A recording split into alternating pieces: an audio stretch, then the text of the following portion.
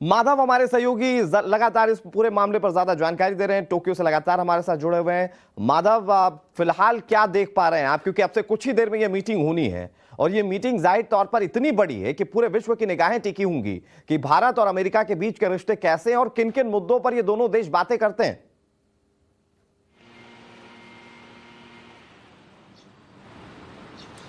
बिल्कुल सही कहा आपने। सबसे इंपॉर्टेंट बायलैटरल मीटिंग जो आज की जाएगी वो यूएस प्रेसिडेंट जो बाइडेन के साथ है। सबसे पहली बायलैटरल मीटिंग भी यही है।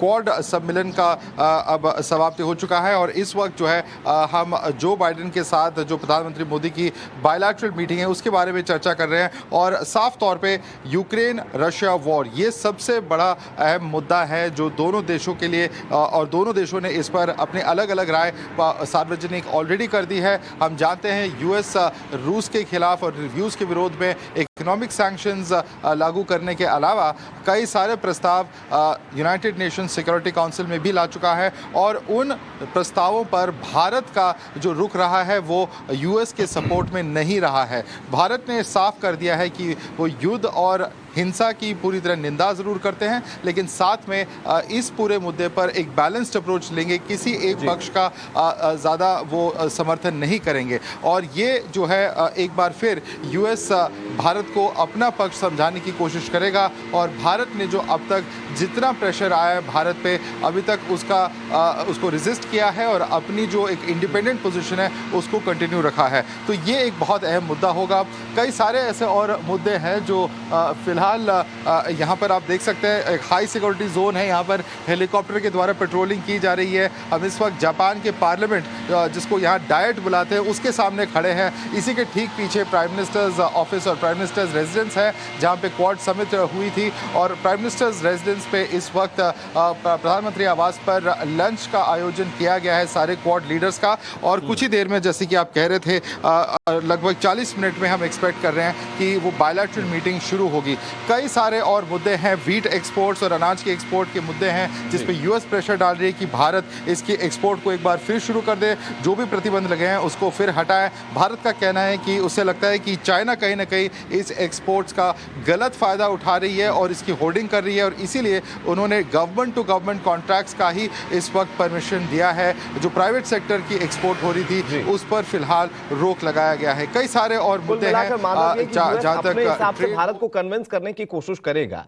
लेकिन जो बाइडेन ने जिस तरीके से लोकतांत्रिक मूल्यों को लेकर तारीफ की है, माधव, अगर उसे समझने की कोशिश करें तो ये कम से कम बताता है कि बहुत फर्मली अमेरिका जो है वो भारत के साथ अपने रिश्तों को रखना चाहता है, बेहतर तरीके से रिश्ते बनाए रखना चाहता है।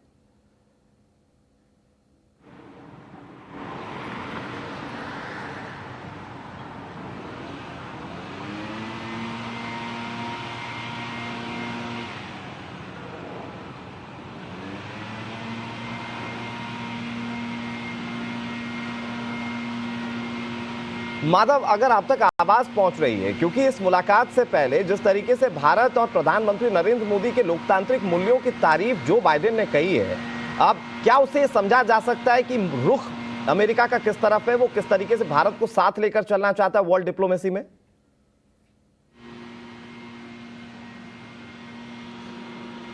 जी, ये बहुत इंपॉर्टेंट स्टेटमेंट कही है आपने। जो बाइडेन ने अपने ओपनिंग रिमार्क्स में, जब चारों नेताओं ने अपने ओपनिंग रिमार्क्स वहाँ दिए थे क्वाड समिट की शुरुआत में, तब ये कहा था कि प्रधानमंत्री की जो लोकतंत्र के खिलाफ अपनी कमिटमेंट है, प्रतिबद्धता है, उसकी तारीफ करी थी। क्योंकि डेमोक्रेसीज अल्टीमेटली लोगों तक डिलीवर करते हैं और डेमोक्रेसीज और ऑटोक्रेसीज में यही फ़र्क है।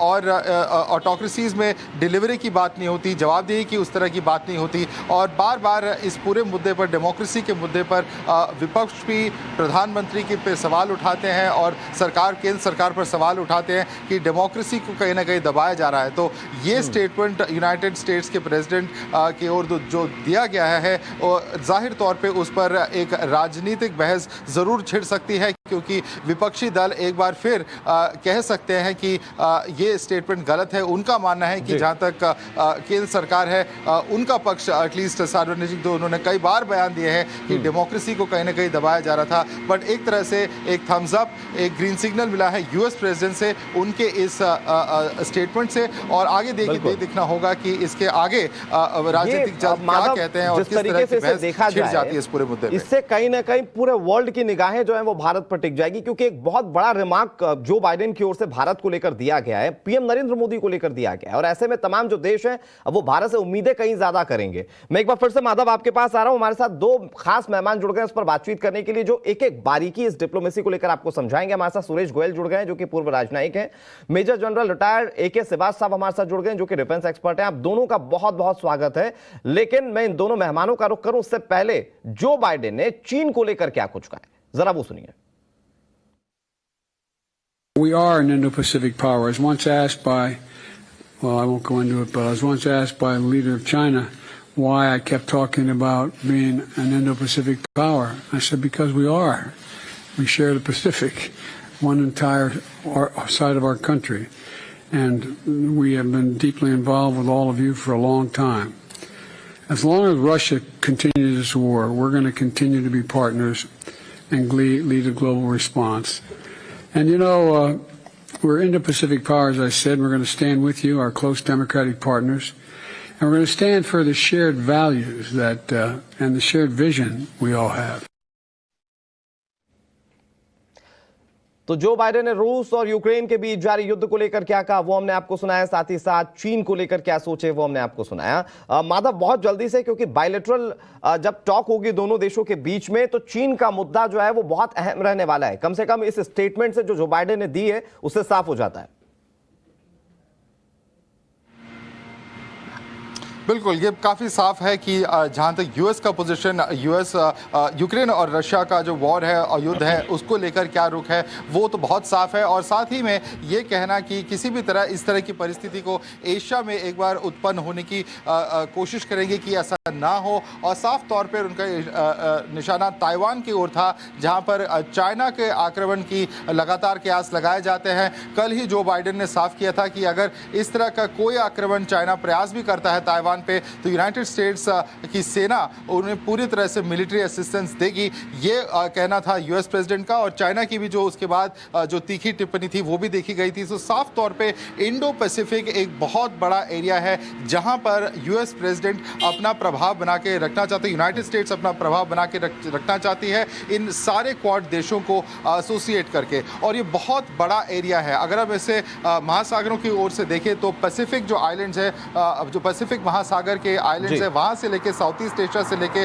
भारत महासागर तक, इंडियन ओशन तक, ये बहुत बड़ा एरिया है। और इस पूरे एरिया में मैरिटाइम सर्विलेंस और कोऑपरेशन की भी बात चल रही है। तो क्वाड की जब स्टेटमेंट सामने आती है तो उसमें क्या पॉइंटर्स होंगे, क्या बिंदु होंगे इस तरह के मैरिटाइम कोऑपरेशन को लेकर, ये बहुत बड़ा सवाल बनता है। क्योंकि China bar bar in ocean areas में, सी लेन्स में अपने तरह तरह की एक्टिविटीज एक्सपेंशनिज्म के तौर पे करती रहती है। कई द्वीपों पर इलीगल कब्जा करना, उनकी एक्सपेंशन करना और वहां पे मिलिट्री बेसिस बनाना, ये सब हमने देखा है पिछले कई सालों में। तो इस पर कैसे क्वाड काबू लाना चाहेगी, ये बहुत बड़ा सवाल भी होगा। माधव, बहुत अहम बात आपने बताई और मैं यहीं से चर्चा को आगे बढ़ाऊंगा। हमारे साथ दो खास मेहमान हैं। सुरेश गोयल जी, मैं बहुत जल्दी से आपसे समझ लेता हूं, क्योंकि जो बाइडेन ने एक तरफ तो खुलकर चीन का नाम ले लिया और उसके खिलाफ किस तरह से तमाम देशों को साथ आना है, इस पर उन्होंने खासतौर पर सांकेतिक तौर पर जोर देने की कोशिश की। और दूसरा पहलू यह कि प्रधानमंत्री नरेंद्र मोदी की जमकर तारीफ की लोकतांत्रिक मूल्यों को लेकर कैसे देख रहे हैं आप इसे? जो बाइडेन ने जो बातें कही हैं, क्या असर पड़ेगा वर्ल्ड डिप्लोमेसी पर? बात तो यह है कि इंडिया के बिना there is no Indo Pacific. बिल्कुल। तो अगर राष्ट्रपति जो बाइडेन इंडो पैसिफिक के लिए कोई भी नीति बनाते हैं इंक्लूडिंग क्वाड, तो ये वो नीतियां बिना इंडिया के पॉसिबल नहीं है। इसीलिए इंडिया का महत्व यूएसए के लिए और जो बाइडेन के लिए काफी ज्यादा है, इतना ही जितना कि हमारे लिए यूएसए का महत्व है हमारी ओवरऑल सिक्योरिटी कैलकुलस में। एक तो बात ये है। दूसरी बात है कि मैं आपका थोड़ा सा ध्यान दिलाना चाहूंगा कि जो बाइडेन ने अपनी ओपनिंग स्टेटमेंट दी और हमारे प्रधानमंत्री ने जो ओपनिंग स्टेटमेंट दी, उसमें एक बहुत इंपॉर्टेंट फर्क है। हमने कहा free, open and inclusive Indo Pacific, और जो बाइडेन ने कहा free, open, connected and constructive Indo Pacific. उन्होंने इंक्लूसिव का नाम नहीं लिया, क्योंकि इंक्लूसिव का मतलब था कि हम, ये हो सकता है, हालांकि हमारा मतलब आसियान से था कि उसमें आसियान का एक बहुत बड़ा रोल है, लेकिन वो चाइना भी अपने आप को शामिल, अपना असर दिखा सकता है। तो दोनों की अप्रोच में थोड़ा फर्क है। दूसरी चीज, प्रेसिडेंट जो बाइडेन के लिए इन क्वाड एक बेसिकली सिक्योरिटी ऑर्गेनाइजेशन है, सिक्योरिटी प्लेटफॉर्म है। उस सिक्योरिटी में डिफेंस का भी रोल है। हमारे लिए, अगर आप हमारे प्रायोरिटीज को देखिए, हमारे लिए सिक्योरिटी प्लेटफॉर्म है, लेकिन सिक्योरिटी में क्या है, डिजास्टर कनेक्टेड इश्यूज है, डिजास्टर रेजिलिएंट इंफ्रास्ट्रक्चर है, पोस्ट कोविड हेल्थ इश्यूज है, साइबर क्राइम है। तो हमारे तो सिक्योरिटी है, they relate mostly economic, social वगैरह, पॉलिटिकल, लेकिन डिफेंस शामिल नहीं है। तो ये, और जो बाइडेन ने यूक्रेन का भी नाम लिया, तो थोड़ा सा फर्क है, लेकिन सबसे है कि इंडिया को इंडो पैसिफिक से हटाया नहीं जा सकता, और इसीलिए हमारा एक बहुत वहां पर महत्वपूर्ण रोल है जो हमें पूरा करना होगा। ठीक है, मैं आपके पास फिर से आऊंगा सुरेश गोयल जी। मेजर जनरल ए के सिवाच हमारे साथ लगातार जुड़े हुए हैं, लेकिन जनरल साहब, अगर बात होती है 4 देशों के बीच में इतने बड़े मंच पर, तो ये मुमकिन है क्या कि सुरक्षा को लेकर बात ना की जाए? और अगर सुरक्षा को लेकर बात होगी तो एशिया में किस तरीके से विस्तारवाद की नीति पर चाइना काम कर रहा है और उसे रोकना कैसे, इस पर चर्चा होना बहुत ज्यादा अहम है। हाँ बिल्कुल, देखो अगर आप देखते हैं कि बात हो रही है इकोनॉमिक की, बात हो रही है डिजास्टर की, बात हो रही है क्लाइमेट, बात हो रही है इंफ्रास्ट्रक्चर डेवलपमेंट की, बात हो रही है कहीं कोविड वैक्सीन की, तो अब सच्चाई ये है कि आप किस प्रकार के एक्सपेंडिचर को रोकेंगे। वहां तो चीन तो जिस प्रकार से दादागिरी कर रहा है वो कर, मुझे लगता है कि देखो अगर आप पूरा एम देखें क्वाड का, free, open and inclusive Indo Pacific, और उसके 3 गाइडिंग प्रिंसिपल हैं, freedom of navigation, rule based international order, maintaining territorial integrity and sovereignty of all nation including minor island nation. इनकी सॉवरेनिटी कैसे आप गाइड करेंगे जब तक आपके पास मिलिट्री पावर नहीं है? तो मेरे को लगता है कि कहीं ना कहीं अब धीरे धीरे जो क्वाड है वो इंच करेगा टूवर्ड मिलिटराइजेशन। अगर ये मालाबार एक्सरसाइज है, ये 4 देश करते हैं, और ये एक प्रकार प्रतिक्रिया है कि चीन को दिखाने के लिए कि हमारे पास भी मसल पावर है, और आपकी जो एक्सपेनिज्म एटीट्यूड है उसको हम अब बढ़ने नहीं देंगे। जब तक आप ये show off strength, show off force नहीं दिखाएंगे चीन को, चीन के ऊपर इंपैक्ट होना बड़ा मुश्किल है। एक सच्चाई है, चीन इससे डरा हुआ है। चीन इसको एशियन नेटो बोलता है, रूस भी एशियन नेटो बोलता है, तो कहीं ना कहीं दबाव तो है चीन के ऊपर। चीन को घबराहट भी है, क्योंकि ये 4 वाइब्रेंट डेमोक्रेसी इकट्ठी मिल गई इंडो पैसिफिक में, और जिस प्रकार से दादागिरी चीन कर रहा था, छोटे छोटे देशों को दबा दिया उसने, चाहे फिलीपींस है, वियतनाम है, मलेशिया, बुर्नोई, और कहीं सैनकाकू आइलैंड जापान के साथ। मुझे लगता है धीरे धीरे क्वाड को अपना मिलिट्री स्ट्रेंथ भी बनानी पड़ेगी। जब तक अगर मिलिट्री स्ट्रेंथ नहीं बढ़ाता क्वाड, तब तक ये इकोनॉमिक फोरम ही रह जाएगा, और इसका मतलब ये नहीं हो पाएगा कि चीन के ऊपर दबाव डले। चीन को दबाव तभी डलेगा जब आप एक इंपॉर्टेंट एक फोर्स प्रोड्यूस करें इंडो पैसिफिक में, चैलेंज करें हेगेमनी ऑफ चाइना, वो बड़ी इंपॉर्टेंट लेकिन है। एक मालाबार ये जो बैठक है, मैं ए.के. सिवाच साहब इसे और थोड़ा सा विस्तार तरीके से समझने की कोशिश करता हूं कि ये जो बैठक है, क्या ये एक सूडो फोर्स जनरेट करेगा अपने आप पर चीन को लेकर? क्या चीन इसको लेकर अपने आप को दबाव में महसूस करेगा? क्योंकि अमूमन देखा गया कि जब इस तरह की बैठकें होती है, चीन की बौखलाहटें सामने आ जाती है, और चीन इससे गुरेज नहीं करता कि वो इसे खुलकर ना कहे, वो हमेशा बयान देता है इसे लेकर।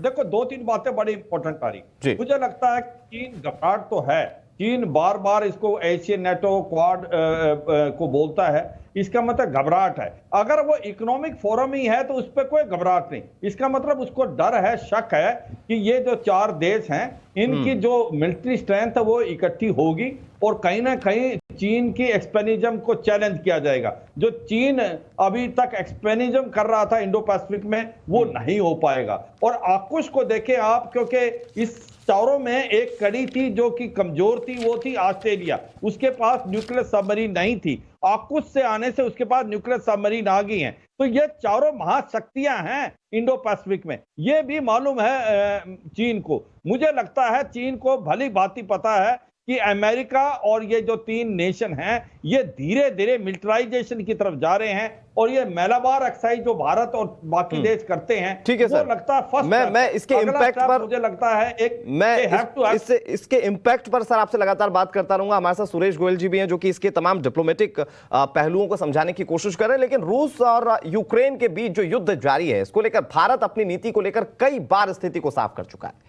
एक बार फिर से क्वाड में अमेरिकी राष्ट्रपति ने यूक्रेन का मुद्दा उठाया और कहा कि जब तक युद्ध जारी रहेगा यूक्रेन का समर्थन करते रहेंगे।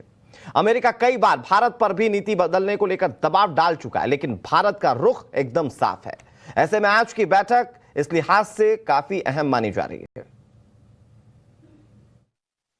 The Russian brutal and unprovoked war against Ukraine has triggered a humanitarian catastrophe, and innocent civilians have killed in the streets, and millions of refugees are internally displaced as well as exiled. And this is more than just a European issue. It's a global issue. The fact is that if you turn on the television and you'll see what Russia's doing now, it appears to me that Putin is just trying to extinguish a culture. He's not even aiming at military targets anymore. He's taking out every school, every church, every natural history museum, as if to try to obliterate Ukrainian culture. And the world has to deal with it, and we are. The global food crisis is made worse by Russia's blocking Ukraine from exporting its millions of tons of grain. And also, as long as Russia continues the war, the United States will work with our partners to help lead a global response, because it can affect all parts of the world. तो प्रधानमंत्री मोदी के Tokyo दौरे को लेकर एक एक जानकारी हम आपको पहुंचा रहे हैं और उसका विश्लेषण भी हम आप तक पहुंचा रहे हैं। हमारे साथ 2 बेहद खास मेहमान जुड़े हुए हैं। सुरेश गोयल जी, मैं आपके पास आता हूं क्योंकि आप डिप्लोमेसी के टर्म को बहुत अच्छे तरीके से समझते हैं। सर, इंडिया एक एंकर का रोल करेगा, जिस तरीके से अमेरिका ने भी तारीफ की, आपने इस बात को साफ कर दिया कि यह पता चलता है कि आज भारत किस तरीके से मजबूती के साथ पूरे विश्व में खड़ा हुआ है।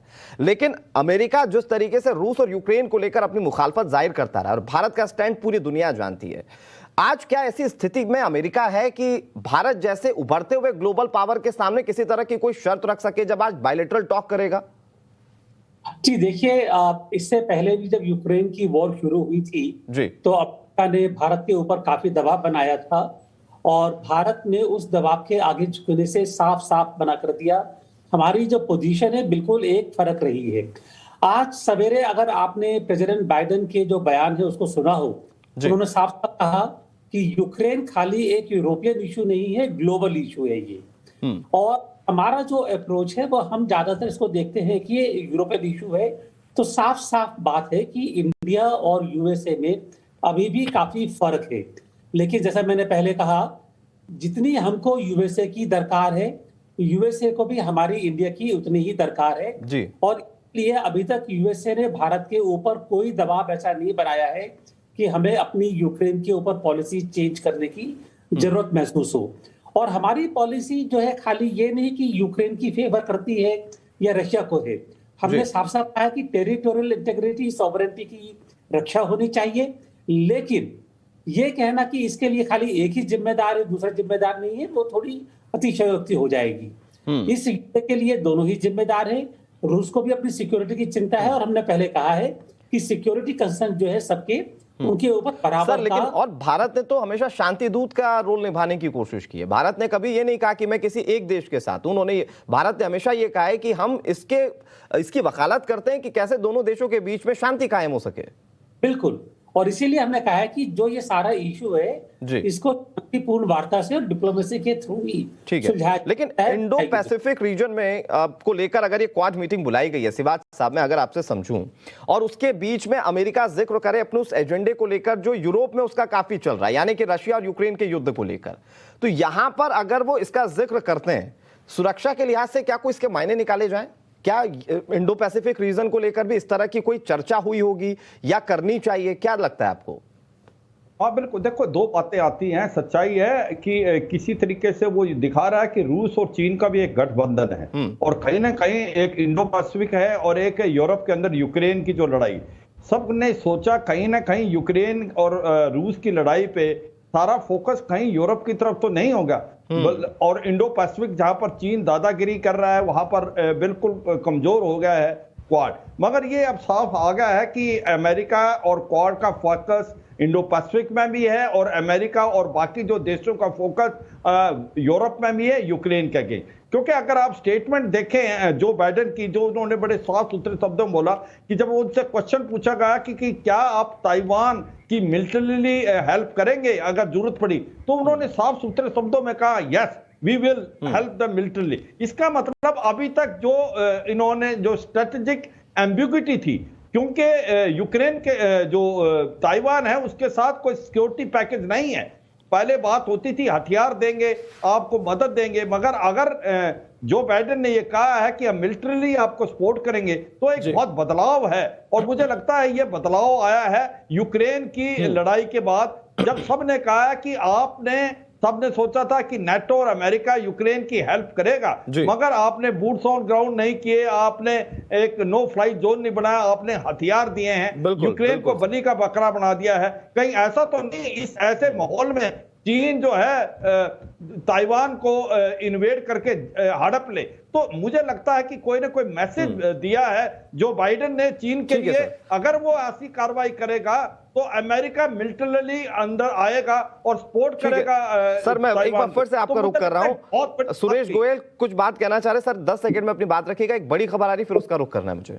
बहुत छोटी सी बात यह है कि जैसे ही प्रेसिडेंट जो बाइडेन ने कहा कि वो ताइवान में मिलिट्रीली हस्तक्षेप कर सकते हैं जी, उस साथ ही साथ व्हाइट हाउस से बयान आ गया कि कुछ कंडीशंस इसमें होंगी जिसके तहत वो इंटरफियर करेंगी। फिर से पीएम नरेंद्र मोदी और बीजेपी को लेकर बड़ी बातें कही हैं। कांग्रेस नेता राहुल गांधी ने लंदन के कैम्ब्रिज यूनिवर्सिटी में देश में लोकतंत्र को लेकर आरएसएस और पीएम मोदी पर बड़ा हमला बोला। राहुल के मुताबिक आरएसएस और पीएम मोदी देश के बुनियादी संवैधानिक ढांचे से खिलवाड़ कर रहे हैं और ध्रुवीकरण की राजनीति की वजह से 20 करोड़ लोगों को अलग थलग कर रहे हैं। इतना ही नहीं, राहुल गांधी ने हिंदुत्व को लेकर बड़ा बयान दिया। राहुल के मुताबिक हिंदुत्व के नाम पर भारत में बहुत खतरनाक काम किया जा रहा है। लोगों की हत्या पिटाई हिंदुत्व नहीं है, राहुल गांधी ये कह रहे हैं। उन्होंने दावा किया कि उन्होंने हिंदुत्व को गहराई से पढ़ा है। अब दिलचस्प बात यह है कि राहुल गांधी का यह बयान तब सामने आया जब टोक्यो में क्वाड बैठक के दौरान लोकतांत्रिक मूल्यों को लेकर ही अमेरिकी राष्ट्रपति जो बाइडेन ने पीएम नरेंद्र मोदी की जमकर तारीफ की।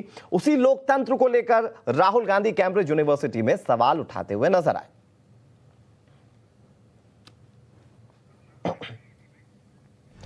तो बड़ी खबर आपको बता रहे हैं। इससे पहले आपको याद होगा राहुल गांधी ने ठीक इसी तरीके से कोई प्रोग्राम में भारत के खिलाफ क्या बातें कही थी या पीएम नरेंद्र मोदी के खिलाफ क्या बातें कही थी। और अब एक बार फिर से, क्योंकि 5 दिन का उनका यह दौरा, कैम्ब्रिज यूनिवर्सिटी के कार्यक्रम में राहुल गांधी एक बार फिर से आरएसएस को लेकर, पीएम नरेंद्र मोदी को लेकर जमकर बरसते हुए नजर आए। उन्होंने कहा कि हिंदुत्व को लेकर खतरनाक काम हो रहा है। उन्होंने कहा कि जो हिंदुत्व बीजेपी बताने की कोशिश कर रही है, दरअसल वो हिंदुत्व नहीं है। उन्होंने इस बात का भी रेफरेंस दिया कि हिंदुत्व को वो बहुत गहराई से पढ़ते हैं, समझते हैं। बड़ी खबर आपको बता रहे हैं। और ये इस वक्त वर्ल्ड में 2 बड़ी खबरें, क्योंकि पहली खबर तो जिस तरीके से टोक्यो में मीटिंग चल रही है, ये पूरे विश्व के लिए कहीं ना कहीं कौतूहल का विषय है कि ये 4 बड़े देश और उनके राष्ट्राध्यक्ष किस तरीके से एक मंच पर आकर बहुत सहजता के साथ मीटिंग कर रहे हैं। किसी में कोई द्वेष नजर नहीं आ रहा है, बॉडी लैंग्वेज बहुत आसान नजर आ रही है। दूसरी तरफ राहुल गांधी लंदन में बैठकर भारत की बात कर रहे हैं, और भारत की जब बात करते हैं तो कई सारी ऐसी चीज कहते हैं जिस पर हो सकता है कि कई लोगों को आपत्तियां हो।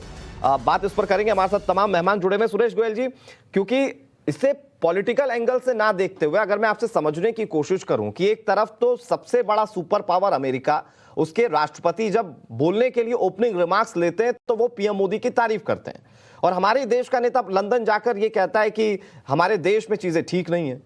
इसे कैसे देखना चाहिए? देखिए, मैं आजकल की जो पॉलिटिक्स चल रही है उस पर मैं ना ही बोलूं तो ठीक है, क्योंकि मेरे अपने विचार हैं और मैं नहीं चाहता कि मेरे जो विचार है उससे और एक नया झगड़ा शुरू हो।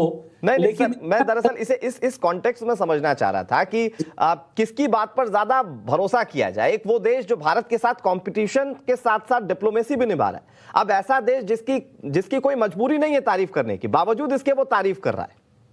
देखिए, मैं इतना कहूंगा कि एक अटल बिहारी वाजपेयी साहब का इंडिया था, और अटल बिहारी वाजपेयी जब वो अपोजिशन में भी थे तो उनकी एक पॉलिसी थी कि मैं अपोजिशन में हूं, लेकिन वो इंडिया की पॉलिटिक्स है, मैं ये पॉलिटिक्स बाहर लेकर के नहीं जाऊंगा, और बाहर मैं खाली एक इंडिया का रिप्रेजेंटेटिव हूं।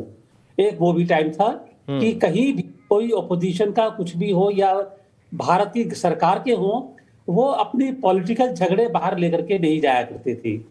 अब आजकल ये बातचीत फर्क हो गई है, तो मैं इसको छोड़ता हूं। लेकिन इतना सही है, इतनी जरूर कहूंगा कि भारत अभी एक ताकतवर देश के रूप में उभर रहा है। भारत का अपना महत्व है, खाली यूएसए नहीं, पूरा विश्व ही भारत को एक इमर्जिंग पावर के तौर पर देख रहा है। तो ऐसे समय में इस तरह की पॉलिटिक्स को बाहर ले जाना बिल्कुल सही नहीं है। सर, आपने कम शब्दों में बहुत कुछ कह दिया, इस पर तिवारी साहब कोई अगर कमेंट देना चाहें आप तो। हाँ बिल्कुल, देखो मैं भी बिल्कुल सहमत हूँ मिस्टर साहब बात से। आपके ऑपोजिशन का काम है मतभेद होना, और ये सच्चाई है, होने चाहिए, मगर वो मतभेद होने चाहिए देश के अंदर। जब हम देश से बाहर हैं तो भारत को रिप्रेजेंट कर रहे हैं, भारत की गवर्नमेंट, भारत की ऑपोजिशन एक है, तो इसका मतलब जब बाहर चले जाते हैं तो मुझे नहीं लगता भारत से कोई दो आवाज उठनी चाहिए, एक ही आवाज आनी चाहिए। और देखो भारत की जो छवि है, सच्चाई ये है आज की तारीख में बहुत बड़ी है, और जिस प्रकार से अमेरिका के राष्ट्रपति ने भारत की वाइब्रेंट डेमोक्रेसी की एक प्रेज की है, ये सच्चाई है। अगर आप देखें पूरे वर्ल्ड में आज भारत की छवि बहुत आगे निकल गई। आज भारतीय होने पर आपको नाज है। आज जहां पर भी प्रधानमंत्री जाते हैं, जो भारतीय मूल के लोग हैं, वो जिस तरीके से उनका आगमन करते हैं वो देखने लायक है। तो मुझे लगता है कि मेरी तो यही टिप्पणी होगी कि भारत के अंदर आप पूरी डिप्लोमेसी और पॉलिटिक्स करें, जब बाहर है तो एक ही भारत की आवाज आनी चाहिए, और वो भारत के हित के लिए आनी चाहिए।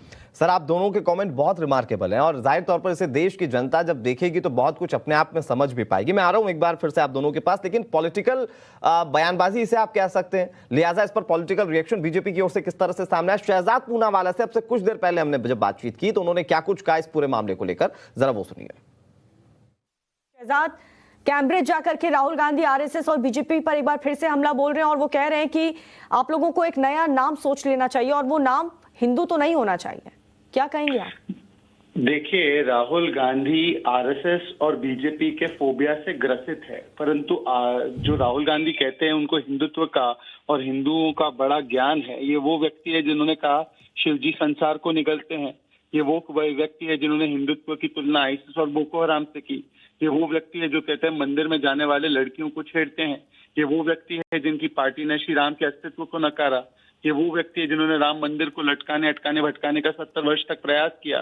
तो हिंदुओं और हिंदुत्व के बारे में कितनी जानकारी है वो तो एक अलग विषय है, परंतु हाँ, सवाल ये पैदा होता है कि 20 करोड़ लोगों की जब ये बात करते हैं तो उनको बताना चाहिए कि जो दंगे हुए सबसे बड़े देश में, हाशिमपुरा, भागलपुर, मलियाना, मीरठ, नेल्ली, अहमदाबाद, जलगांव, भिवंडी, जिसमें हजारों मुसलमान मारे गए, वो तो उन्हीं के शासनकाल में हुए। सबसे ज्यादा सांप्रदायिक दंगे हुए, और दिल्ली का भी नरसंहार हुआ, उसमें तो हजारों सिखों को मौत के घाट उतारा गया। और आज भी अधीर रंजन चौधरी से लेकर जगदीश टाइटलर किस प्रकार से इसका जश्न मनाते हैं, ये पूरे देश के सामने है। तो जहां तक बात आती है सांप्रदायिकता की और सांप्रदायिक माहौल की, तो कांग्रेस पार्टी 100 चूहे खाकर बिल्ली हज को चली। उनको पहले बताना चाहिए कि जिस प्रकार से हजारों लोग मारे गए कांग्रेस शासित दंगों में, तो उसके बारे में राहुल गांधी क्या कहेंगे।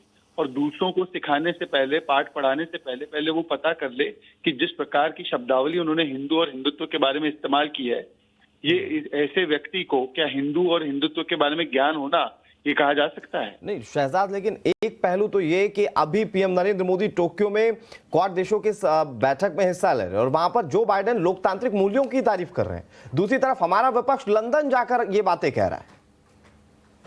देखिए, दिक्कत की बात यही है कि कुछ लोग हैं जो प्रधानमंत्री मोदी की तरह हैं, जो सोच और अप्रोच जिनकी राष्ट्र हित को परिवार हित के ऊपर रखना है, इंडिया फर्स्ट को फैमिली फर्स्ट के पहले रखना है, और इसीलिए वो जाकर जापान में भारत का बजा रहे हैं डंका। और राहुल गांधी जो है वो कंपेयर करते हैं भारत तो ये दोनों की सोच और अप्रोच में फर्क है। एक जो है वो देश के काम करके 23 मीटिंग 40 घंटे में करते हैं, और दूसरे जो है वो पार्टी में ज्यादा विश्वास रखते हैं, और इसीलिए परिवार हित साधने के लिए मोदी विरोध में, देश विरोध में भी उतर आने में उनको संकोच नहीं होता। देखिए, बड़ा गजब का संयोग है। एक तरफ राहुल गांधी लगातार विदेश जाकर भारत के अंदर की बातों को उजागर करने की कोशिश कर रहे हैं, दूसरी तरफ आप देखिए कि जो विदेशी हैं वो भारत की ताकतों को किस तरह से समझ रहे हैं। मैं ये ग्राफिक्स के जरिए आपको समझाने की कोशिश करता हूं। मेरे लेफ्ट हैंड साइड में अगर आप देखेंगे, राहुल गांधी क्या कह रहे हैं, प्रधानमंत्री मोदी भारत की नींव हिला रहे हैं, ये बात उन्होंने कही है। लेकिन दूसरी तरफ जो बाइडेन, जो कि ग्लोबल लीडर के तौर पर माने जाते, देखिए ये उनकी तस्वीर, उन्होंने क्या कहा, प्रधानमंत्री मोदी लोकतंत्र बचाने का काम कर रहे हैं। और ये पूरे विश्व में इस बात की चर्चा होगी जब जो बाइडेन ने ये बातें कही हैं। अब राहुल गांधी को समझिए क्या कह रहे हैं। राहुल गांधी कह रहे हैं पीएम मोदी ध्रुवीकरण की राजनीति कर रहे हैं। दूसरी तरफ अगर आप जो बाइडेन की तरफ जाएंगे, वो कह रहे हैं लोकतंत्र के लिए मोदी सतत प्रतिबद्ध है। सतत यानी कि कंटिन्यू, वो लगातार उसके लिए कोशिश कर रहे हैं, उसके लिए प्रतिबद्धता जाहिर कर रहे हैं। अब इस तरफ देखिए राहुल गांधी, 20 करोड़ लोगों को अलग थलग किया जा रहा है। राहुल गांधी ये बात कह रहे हैं। जो बाइडेन कहते हैं पीएम मोदी आपको देखकर बहुत अच्छा लगा। दूसरी तरफ अगर आप देखें, राहुल गांधी कहते हैं मोदी कुछ बहुत ही खतरनाक कर रहे हैं, और ये जो बाइडेन कहते हैं कि आपको देखकर बहुत अच्छा लगा। तो आप जरा अंदाजा लगाइए कि किस तरीके से इस पूरे मामले पर दो अलग अलग वक्तव्य सामने आ रहे हैं।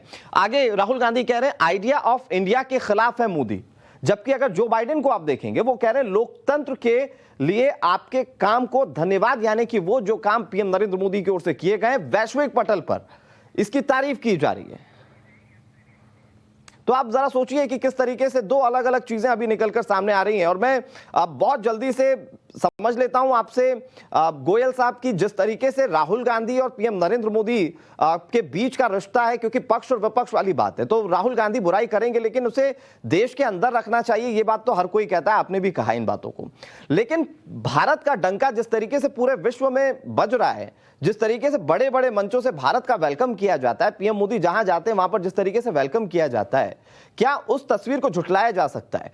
क्या भारत के आज बढ़ते हुए वर्चस्व को झुटलाया जा सकता है? जी, अगर ये सवाल मेरे से है, जी आप इसे सर। जी, मैं छोटी सी ये बात कहूंगा कि प्रधानमंत्री, और शब्द में श्री मोदी नहीं बोल रहा हूं, मैं बोल रहा हूं प्रधानमंत्री मोदी जब किसी विदेश की यात्रा करते हैं तो वो खाली मोदी नहीं होते हैं, वो भारत के प्रधानमंत्री होते हैं।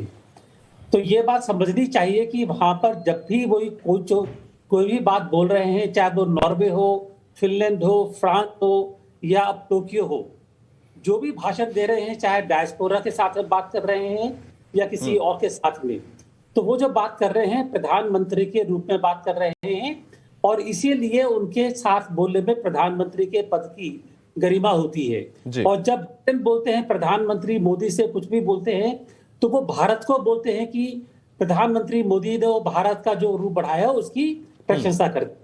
तो मैं भारत की बात करूंगा यहाँ पर, और हमें जो प्रधानमंत्री है वो भारत की गरिमा रखना उनका एक धर्म है। ये राहुल जब बोलते हैं उनको इस चीज का ध्यान रखना चाहिए कि मतभेद हो सकते हैं, मेरे मतभेद है, लेकिन मतभेद में अगर कहूंगा तो एक कॉन्टेक्स्ट होगा, एक जगह होगी, मैं उस जगह पर खुल करके बोलूंगा। लेकिन मैं उस जो डिफरेंसेस हैं, मेरा हिंदुत्व के ऊपर दूसरा विश्वास है कि क्या है, एक बड़ा इंक्लूसिव है हिंदू धर्म जी, उसमें मुसलमानों के लिए, ईसाई के लिए फर्क की गुंजाइश नहीं है। लेकिन मैं कहूंगा कि जो मेरे फर्क है, मैं उन फर्क को किसी स्थान पर बोलूंगा जहां पर कि भारत में एक कॉन्टेक्स्ट हो, मैं उसको एक डिबेट का या मैं सर एक छोटा सा रिएक्शन 10 सेकंड में जनरल सिवाज से लेना चाहता हूं। जनरल सिवाज, क्योंकि भारत के लिए बिल्डअप किया गया, भारत के लिए इतनी अच्छी बातें कही गई, जाहिर तौर पर चाइना को अच्छी नहीं लगेंगी, लेकिन जो बातें राहुल गांधी या किसी विपक्ष के नेता की ओर से कही गई हैं, यही तो मौके तलाशते हैं दूसरे देश, चाहे पाकिस्तान की बात कर लीजिए, चाहे आप चीन की बात कर लीजिए। हाँ बिल्कुल, देखो सच्चाई ये है कि आज भारत उभरता हुआ भारत है, 5th लार्जेस्ट इकोनॉमी है, आने वाले टाइम में 4th हो जाएगा, मिलिट्री पावर 3rd नंबर पे है। तो आज भारत बढ़ रहा है और भारत की छवि बहुत ऊंची है। और जब प्रधानमंत्री मोदी जाते हैं बाहर, तो आप देखने लायक है जिस प्रकार से देश की गरिमा बढ़ी है। और मैं यही कहूंगा कि अगर आप ऑपोजिशन में हैं, आपके पास मतभेद होने चाहिए, आप कंस्ट्रक्टिव क्रिटिसिज्म करें, मगर वो देश के अंदर करें, देश से बाहर के नहीं करें, क्योंकि देश के बाहर आप रिप्रेजेंट कर रहे हैं देश को। तो मुझे लगता है ये समझना पड़ेगा। मगर ये सच्चाई है, आज भारत बहुत आगे निकल गया है।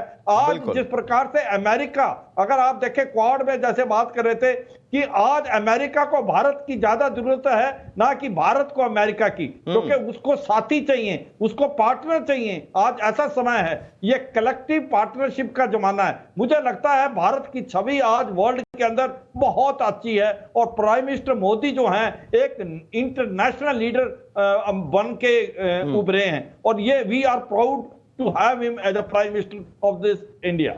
ठीक है सर, मैं एक बार फिर से आपका रुख करूंगा, लेकिन एक बड़ी खबर आपको बता दें इस टोक्यो समिट को लेकर, क्वाड देशों के समिट को लेकर अब से कुछ ही देर में पीएम नरेंद्र मोदी और जो बाइडेन के बीच मुलाकात होनी है।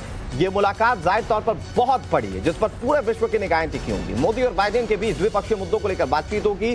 चीन की विस्तारवादी नीति पर लगाम लगाने को लेकर मंथन किया जाएगा। हिंद प्रशांत क्षेत्र की सुरक्षा को लेकर भी बातचीत होगी, यानी कि वो देश जो विस्तारवाद की नीति के साथ आगे बढ़ रहे हैं, अपने आप को पूरे विश्व में अलग थलग रखने की कोशिश करते हैं, उसे लेकर बातचीत की जाएगी। कुछ ही देर में ये मुलाकात हुई है। बताया जा रहा है कि जो जापान के प्रधानमंत्री हैं उनके यहाँ पर लंच भी होगा और फिर उसके बाद ये बायलैटरल टॉक कहीं ना कहीं बहुत ज्यादा अहम हो जाती है। बहुत जल्दी से मैं अगर सुरेश गोयल जी आपसे समझूं, ये बायलैटरल टॉक किस लिए, किस लिहाज से बहुत ज्यादा इंपॉर्टेंट है, जिस पर पूरा विश्व आज निगाहें टिकाकर देख रहा है? देखिए, इस पर जाहिर सी बात है कि चीन का जो एक एग्रेसिव और असर्टिव पोस्चर है, खाली इंडो पैसिफिक में नहीं, ग्लोबली, अफ्रीका में लीजिए आप, जो वेस्टर्न इंडियन ओशन में देख लीजिए, यूरोप में देख लीजिए, हर जगह चाइना एक चैलेंज बनकर के उभर के सामने आया है यूएसए के लिए। तो जाहिर सी बात है कि यूएसए और इंडिया की चाइना को कैसे मैनेज करना है उसके बारे में चर्चा होगी। यूक्रेन के बारे में वो नेचुरली दोबारा बात करेंगे, दबाव नहीं बनेगा। लेकिन सबसे ज्यादा जो मैं समझता हूं कि जो चर्चा होने की संभावना है वो यूएसए और इंडिया के बीच में एक जो टेक्नोलॉजी ट्रांसफर, टेक्नोलॉजिकल कोऑपरेशन है, उसमें साइबर शामिल है, डिजास्टर शामिल है, क्लाइमेट शामिल है। ये सब इश्यू भी जरूर सामने आएंगे, क्योंकि इन सब इश्यूज में आजकल बिना इंडिया की सपोर्ट के मैनेज करना बहुत मुश्किल होगा। सर, एक वीट एक्सपोर्ट को लेकर भी कहीं ना कहीं भारत से उम्मीद कर रहा है अमेरिका, तो उसको लेकर क्या कहेंगे? वीट एक्सपोर्ट के ऊपर कर रहे हैं, लेकिन मैं ये कहूंगा कि जब इंडिया ने कहा है कि गवर्नमेंट लेवल पर हम वीट की सप्लाई नहीं रोकेंगे, ये रुक है, क्योंकि वरना जिस तरह की सिचुएशन है, अगर ये गेहूं गलत खादों में पड़ गया तो उसका गलत इस्तेमाल भी हो सकता है। बिल्कुल। लेकिन एक छोटी सी बात मैं और कहूंगा, सबसे पहले अगर हमारे यहाँ फूड सिक्योरिटी की चिंता करना है कि हमारे यहाँ वीट की सिचुएशन क्या है, राइस की सिचुएशन क्या है, हम पहले अपना घर देखें, उसके बाद देखें कि हम क्या कर सकते हैं। ठीक है सर, मैं इसके संदर्भ में मैं ये जो यूक्रेन और रशिया वाली डिप्लोमेसी में अगले सवाल में ये समझने की आपसे कोशिश करूंगा, लेकिन जनरल सिवाच, क्योंकि दो बड़े देश जब मुलाकात करेंगे, और मैंने पहले भी इस बात का जिक्र किया कि डिफेंस को लेकर चर्चा ना हो, और जब युद्ध जैसे हालात बने रूस और यूक्रेन के बीच में, तो तमाम देशों ने अपनी रक्षा नीतियों को मजबूत करना शुरू कर दिया। तो आज की इस बैठक में रक्षा को लेकर दोनों देश किस तरीके से चर्चा कर सकते हैं? देखो, सच्चाई यह है कि भारत और अमेरिका के जो रिलेशन हैं 2000 के बाद बहुत अच्छे हुए हैं, स्ट्रेटेजिक पार्टनर हैं। हमने 4 फाउंडेशन एग्रीमेंट साइन किए उनसे, एक LEMOA logistic exchange memorandum of agreement, एक COMCASA communication compatibility and security agreement, और अभी हमने साइन किया था बेका, बेसिक एक्सचेंज कोऑपरेशन एग्रीमेंट। इसका मतलब यह है कि 3-4 चीजें हैं इसके अंदर। एक तो क्या है कि हम जो पहले हथियार ज्यादातर अमेरिका रूस से लेते थे 60 से 70%, उसको हम कम करके अब अमेरिका, इजराइल, फ्रांस से भी ले रहे हैं, और ज्यादातर अमेरिका से, क्योंकि वो अब ट्रांसफर ऑफ टेक्नोलॉजी के लिए मान गए। वो एक बड़ी इंपॉर्टेंट चीज है। जो आधुनिक हथियार वो नेटो को ही देते थे, आज वो भारत को दे रहे। आप देखें, चाहे वो अपाचा अटैक कैप्टर है, C-17 ग्रो मास्टर है, C-31 ये बहुत अहम बात आपने